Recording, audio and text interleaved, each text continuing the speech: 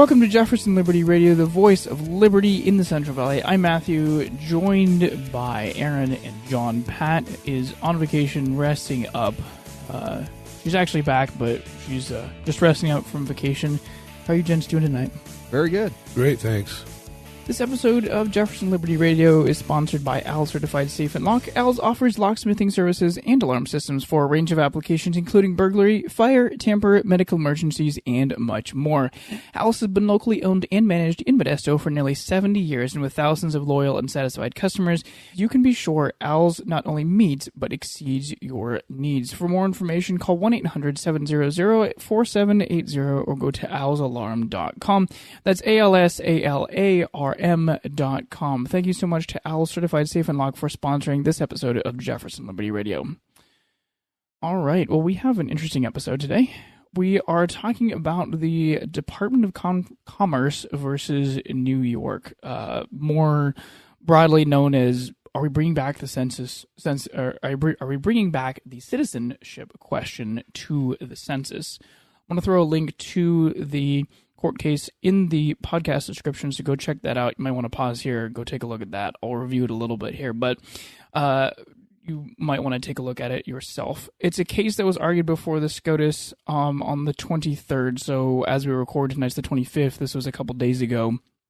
The ruling on the court is currently pending, but basically the Commerce Secretary Ross announced that the 2020 census would include a question about citizenship to help the DOJ enforce voting rights, et cetera, et cetera. A judge ruled in New York that Ross violated the APA, so Administrative Procedure Act.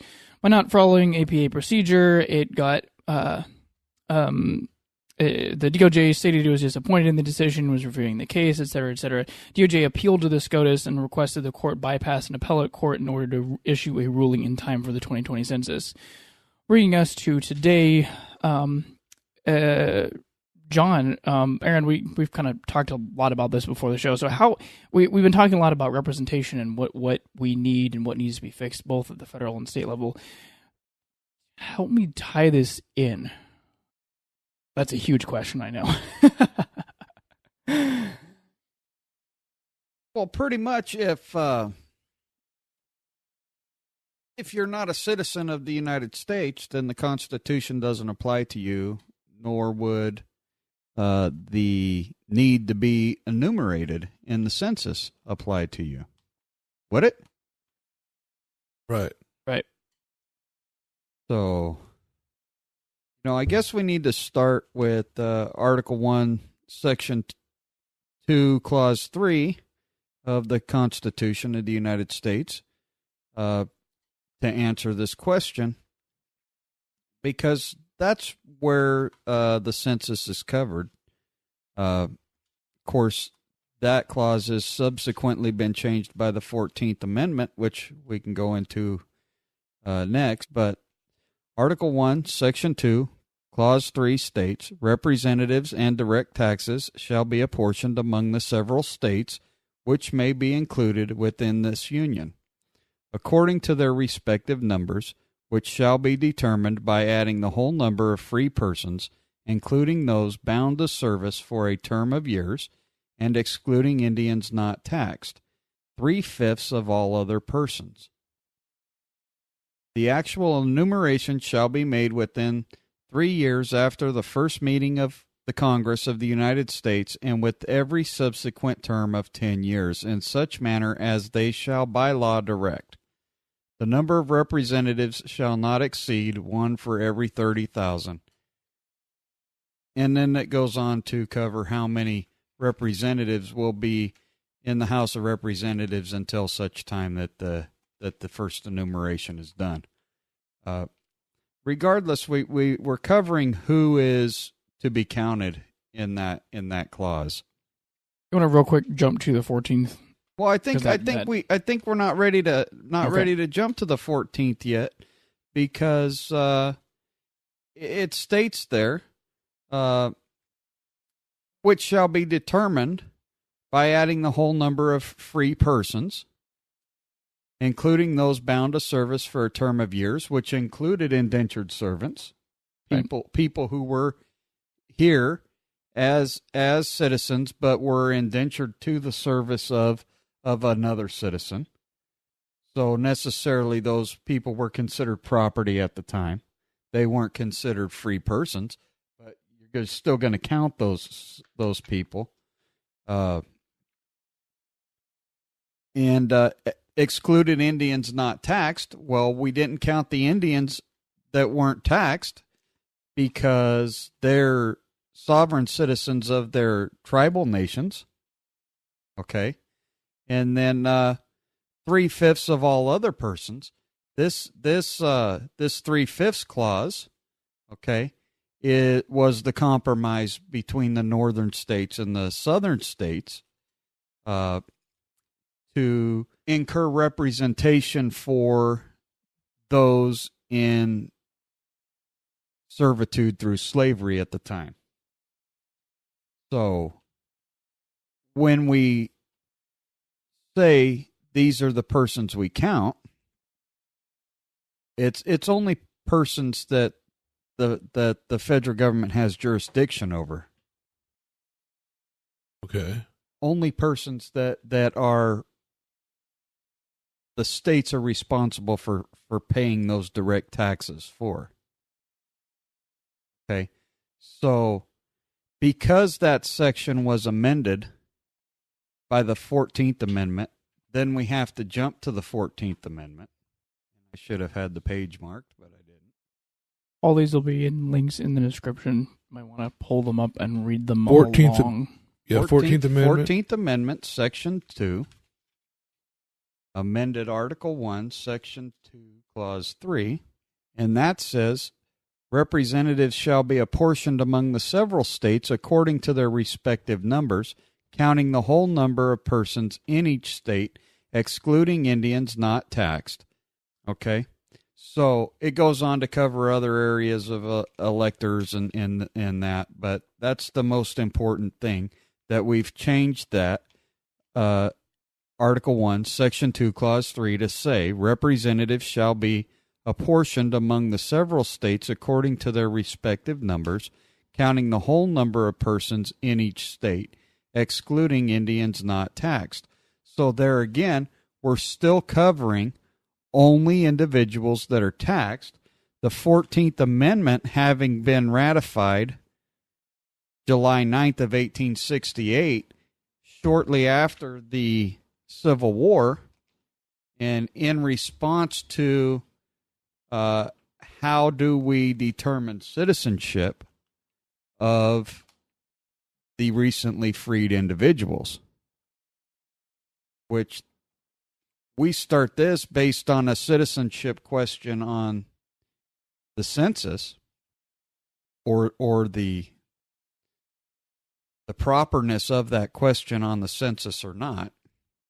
Many are going to say, well, you count everyone. Well, we've just read two parts of the Constitution where, in my opinion, we don't count everyone. Seems to interpret that way. Okay. But so since the 14th Amendment Section 2 changed that article, we have to ask ourselves now, what did Section 1 of the 14th Amendment say? It says all persons born or naturalized in the United States and subject to the jurisdiction thereof are citizens of the United States and of the state wherein they reside.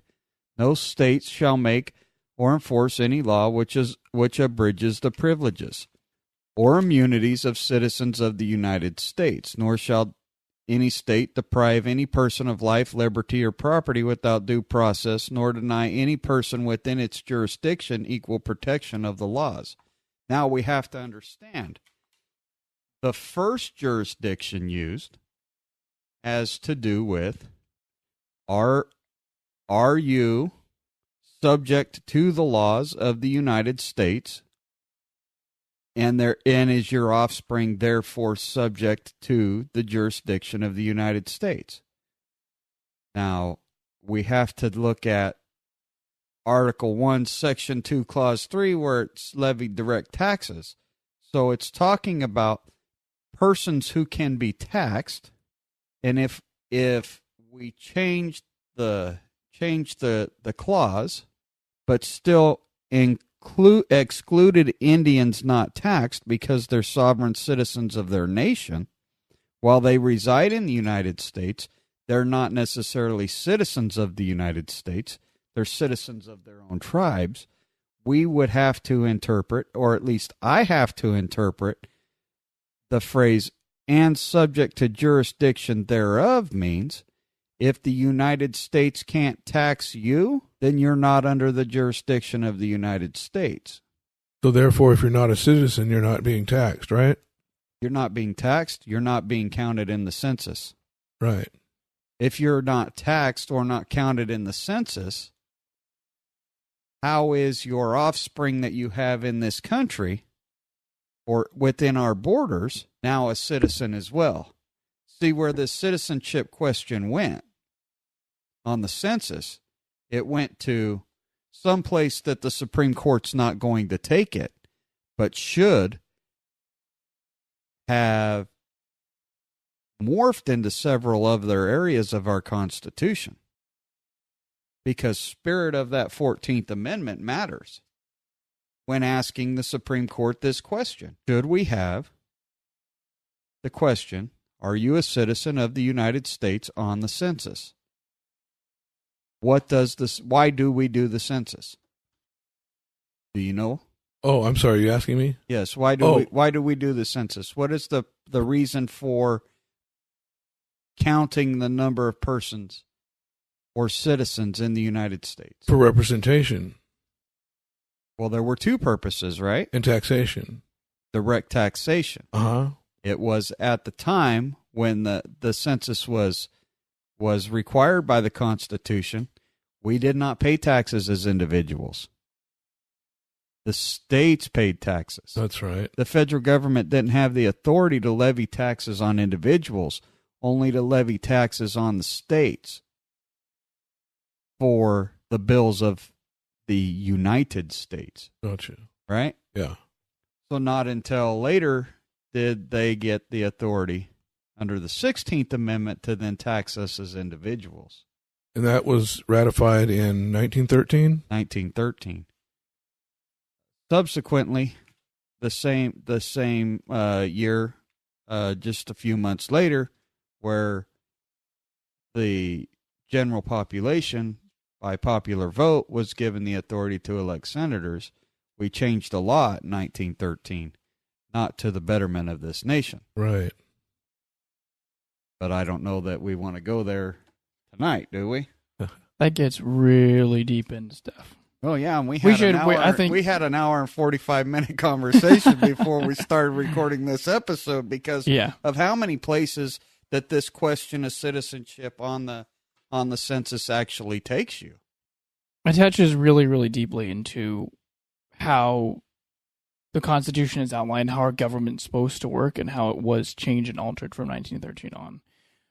We should come back to this, because otherwise we'll be sitting here for another 2 hours. Yeah, we don't nobody have time for that. Nobody has, because I'm sure you listeners don't have time to sit down and listen to that right now, but we'll definitely have to come back to that, I think. Well, the bottom line is, though, we're only counting citizens, and we're only counting citizens so that those citizens can have adequate representation, right?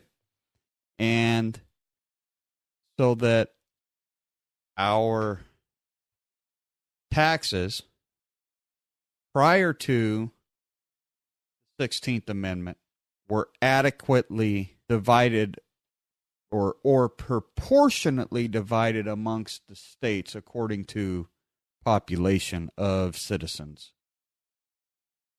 or whole persons. Does that make sense? Yes. Yeah. So how would you say that affects today your so-called anchor babies? Do you think that people are coming here and having children under the false pretenses of the 14th Amendment? Well, we just read the 14th Amendment. Right. Well, maybe give some back history on why the 14th Amendment even exists. Why do we need to make sure that people who are born here are actually citizens? Isn't that a given? What does that cover? Well, all persons born or naturalized in the United States and subject to the jurisdiction thereof. that says if the federal government doesn't have the right to levy direct taxes as to your person or your proportional part of that direct tax, then you're not subject to the jurisdiction thereof, because Indians not taxed were specifically excluded from being counted. Right. Because they are sovereign citizens of their tribal nations. They're not citizens, therefore they're not taxed. So they're not under the jurisdiction of the United States, are they? No, they have their own individual reservations. Right. So if you, while they live within the United States, their tribal lands, their tribal governments, and themselves are sovereign or not part of the United States, separate entities and individuals, not subject to the jurisdiction thereof. Well, if we look at that, the American Indian as someone subject to the jurisdiction of another nation or another state, nation and state, remember, are synonymous in our documents. Right. Basically means the same thing. The state of California is its own nation. We've chosen to unite with 49 other nations to form the United States, or our federal system of government. Right? Right. So those Indians aren't subject to the jurisdiction of California any more than they're subject to the jurisdiction of the United States. So to answer your question, I come here from France with my spouse, who's also a French citizen. Right. The United States has no authority to tax me because I'm not subject to the jurisdiction of the United States, and I have a child while in the United States. Is that child natural born and under the jurisdiction of the United States? That's what I was asking, is if according to the 14th Amendment, that person is supposed to be, or is it interpreted that a person or that baby is supposed to be now a citizen of the United States? Well, a misunderstanding of the spirit of the 14th Amendment by the Supreme Court and a subsequent misinterpretation by bureaucracies have allowed a child in such position citizenship. Right. Under Section 1 of the 14th Amendment, while they are born within our borders, they are not subject to the jurisdiction of the United States, because the 14th Amendment, ratified July 9th, 1868, we have to take into consideration what had just happened in our nation at the time. Yes. Yeah, that's where I was going with that. Why do we need it? We have to understand when we look at the 14th Amendment, having already used it in context of we count only citizens, who now is a citizen, okay, and it's those people that are born or naturalized in the United States and subject to the jurisdiction thereof, this coming directly after the Civil War, and noticing that when we read Article 1, Section 2, Clause 3, it said 3/5 of all other persons, okay, and we know we counted slaves as only 3/5 of a person, right, because it would dramatically swing the population towards the southern states. That was the compromise at the time. Okay. Now we've just emancipated those individuals. So we've in emancipating them, giving them de facto citizenship, how do we handle those persons born to the people we've just emancipated? Right. Okay. Okay. Are they citizens? Are they not citizens?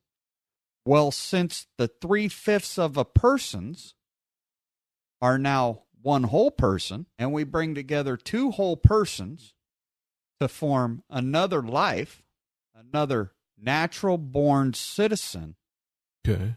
who was under the jurisdiction of the United States the whole time.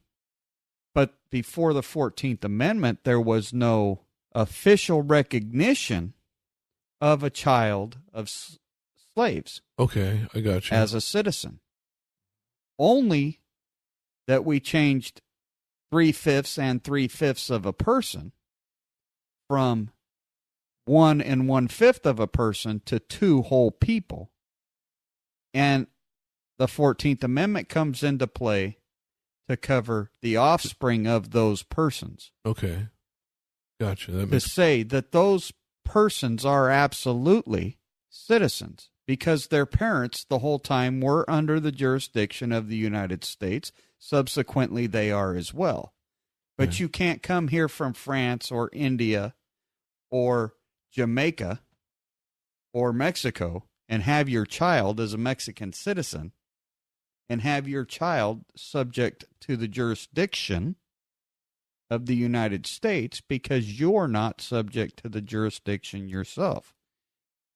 That's interesting. Okay? Yeah. Jurisdiction as a legal term, in this case, has to do with who has authority over you in a non-criminal sense.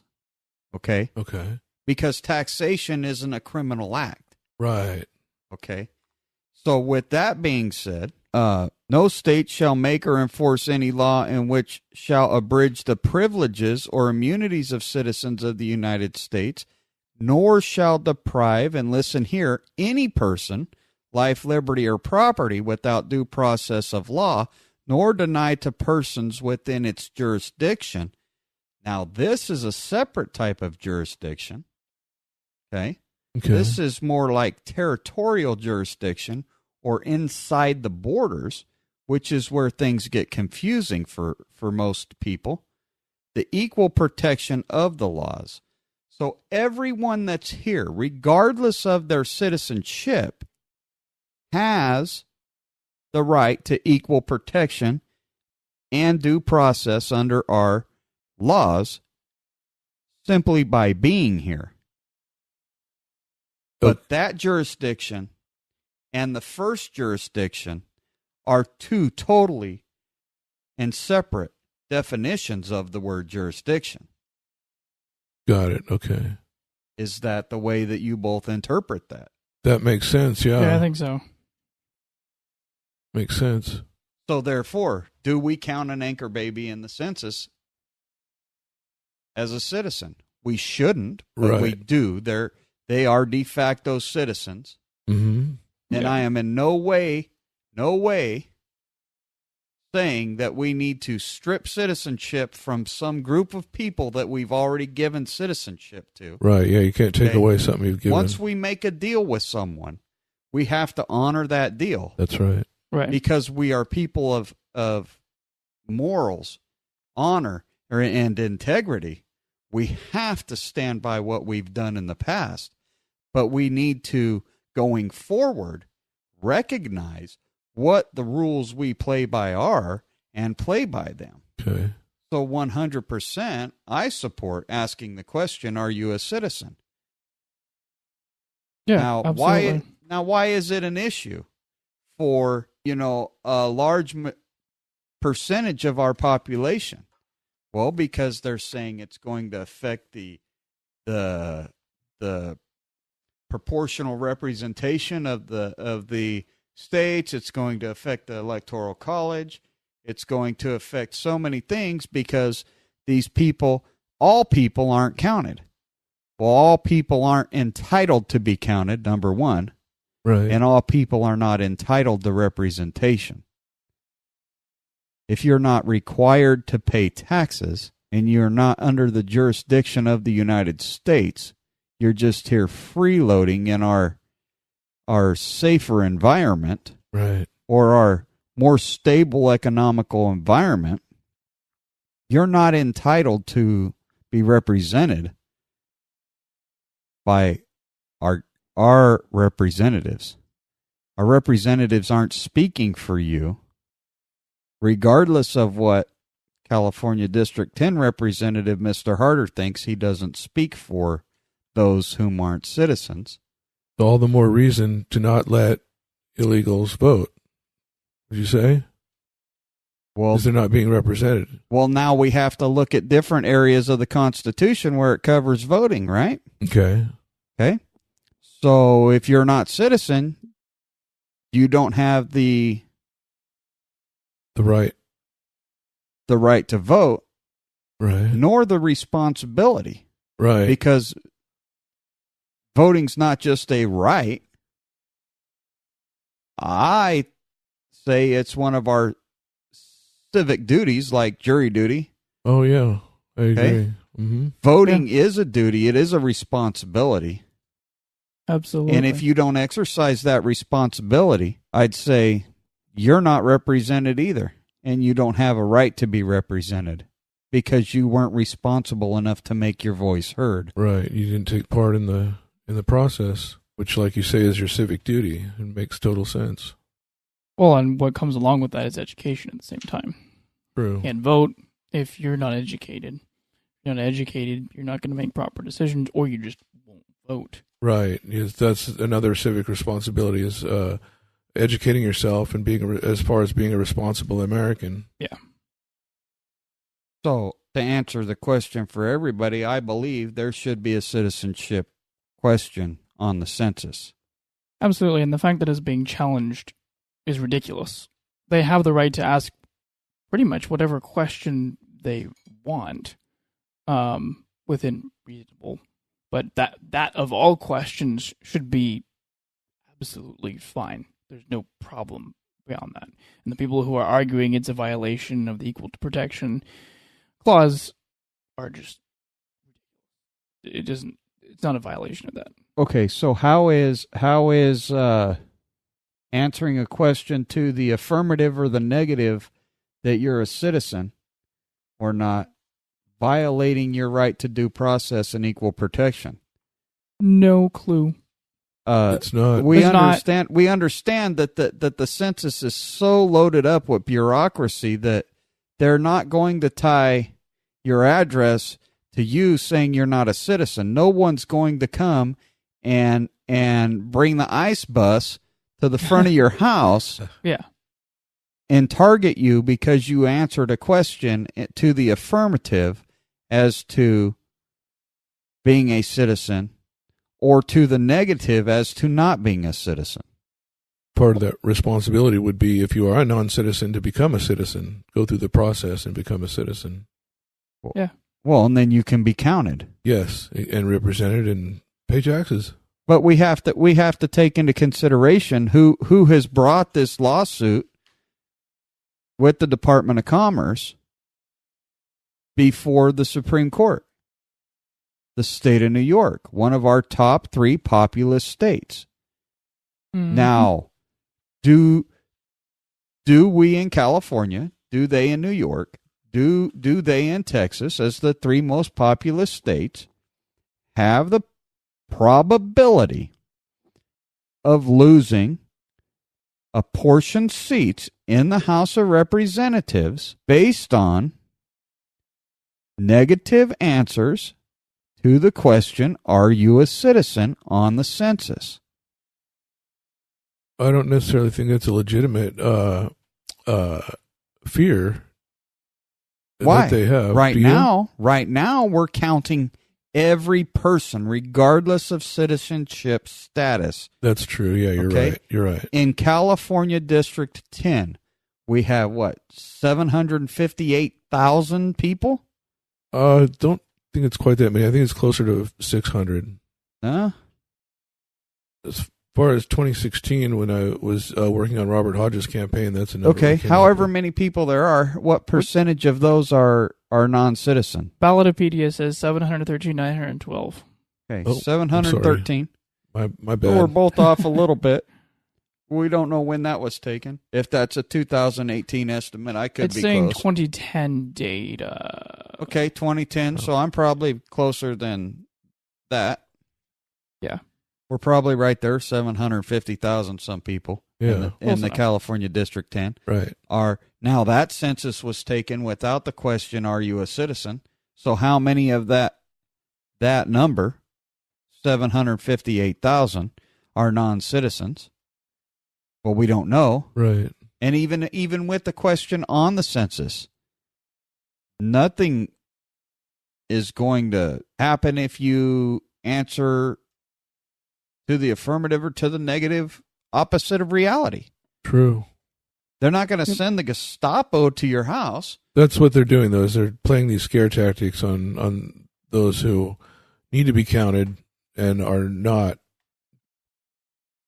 Right. Yeah, and I'll read the headline. I mentioned this earlier of the Daily Beast. It says, citizenship question would convert census into a GOP suppression tool.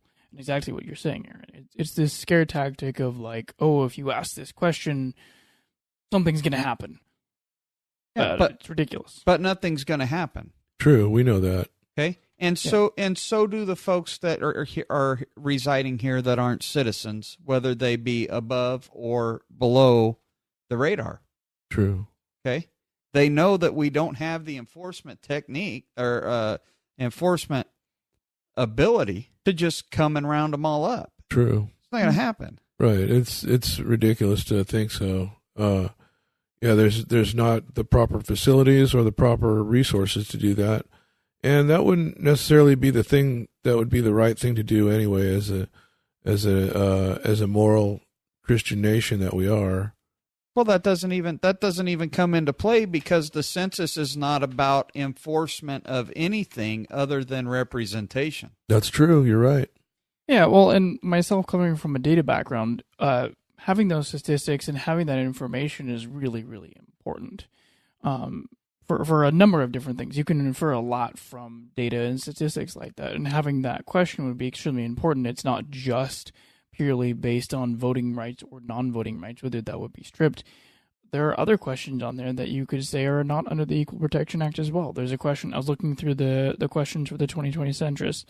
You could say age is discriminating too. I mean, you could apply that logic to every single question on the census. It's a ridiculous premise. Yeah, good point. Well, why are we asking people's ages? You know, why are we asking anything other than, okay, this is an address. Your address is or is not, 1, 2, 3, 4, any street, any town, USA. And how many people live here? And of those people that live here, how many are citizens and how many are non-citizens? But we're not even saying, let's put a question as to how many are non-citizens on the form. They're simply putting on the form, are you a citizen? Yep. Yeah. Okay. Now, I know in the census they collect name data, they collect age data. We collect so many things that aren't even required to be collected. Okay. Right. Now, we have an address. That's how we track how many people are in that particular residence, right? So we don't have multiple census employees right going to the same address counting the same person. Right. But other than tracking the address for internal use so that you're not double counting someone, why are we counting or why are we gathering any information in the census other than how many folks are here? Okay. Yeah. What are their ages? And are they citizens? Right. And I think there's socioeconomic reasons for having all this information. Yeah, right. Like I was saying, coming from a data background and a stats background, that's really important data. But I don't know, kind of to your point, why that needs to necessarily be directly tied to the census. They're two separate things. You want to have the census for apportionment, right? But then collecting statistics about the entire nation is pretty important as well, but they should be two separate entities from each other, maybe run by the same branch of government, but they should also not be required questions on the census other than just to count numbers. Because I could see a reason to count all that information, get that statistical information about the entire nation. I think that's probably pretty important and useful information for a lot of different reasons. Some potentially malicious reasons, some just straight up like we don't need that information for this. Right. Absolutely. But here again, the only thing that the federal government is tasked with here is enumerating the citizens. Right. In the several states for the purposes of federal representation. Right. So all of those other census questions, if you look at it, are you saying that none of those census questions should be asked, and they're not the federal government is not granted those powers in the Constitution? The powers not delegated to the United States by the Constitution nor prohibited by it to the states are reserved to the states respectively or to the people. So any data that you're talking about should be collected by the state. The federal government has no authority to collect said data. The only authority we've given them is the authority to count whole persons. Interesting. Yeah. That happen to be citizens. That's true. You're right. Now, within that authority, we have to allow them to tie that count to that address so that we can ensure that we're not counting people multiple times. Right. And that we are accurately counting all the persons that are eligible to be counted. Listen very carefully. Eligible to be counted so that we can accurately proportion the House of Representatives and prior to 1913, direct taxation of the several states.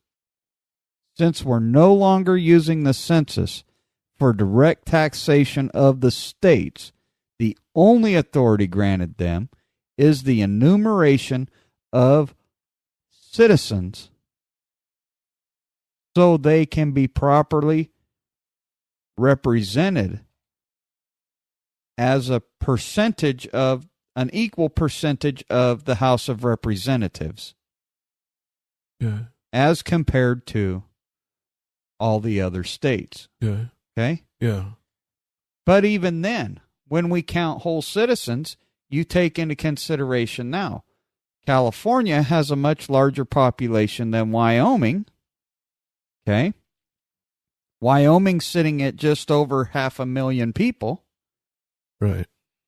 And the average House of Representatives district is 710,000 people. Wyoming gets one representative in the House of Representatives. At the last count, the California District 10, which we're sitting in tonight, had around 720,000 individuals counted. The District 10 representative, Josh Harder, represents, those 720-some people. Right. Versus Wyoming's representative representing those 568,000, just over 500,000 persons. Right. So the idea of the census was to make representation proportional amongst the states. And we don't have that now based on several other reasons that I hope to touch on in a future show. But the census is supposed to keep apportionment of the House in check, to keep the representation between populous groups in the several states as close to equal as possible. Right. Only amongst those, again, subject to the jurisdiction of the United States or citizens. Okay.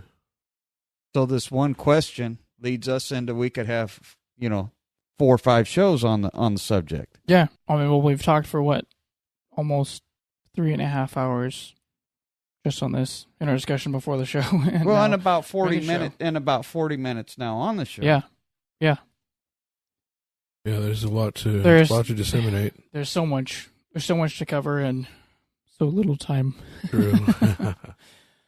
Well, we'll be back next week. I don't know if we'll be continuing this topic or we'll come back to another topic. We have a couple show topics planned that are upcoming that I don't know that we've scheduled out properly yet. So we're going to have a show upcoming where we'd love to get your input, your feedback. We're going to announce that beforehand. We're going to give you an email to contact, a phone number to contact. We want your input. We want listener engagement. And so if you have questions, you can always email us at feedback@JeffersonLibertyRadio or via our website, JeffersonLibertyRadio.com. We'd love to hear your questions or comments. If you're interested in sponsoring our show, you can head over to JeffersonLibertyRadio.com or email us at sponsors@JeffersonLibertyRadio.com. Don't forget to subscribe to us on iTunes or your podcast player of choice. Leave us a 5-star rating. It really helps our ratings.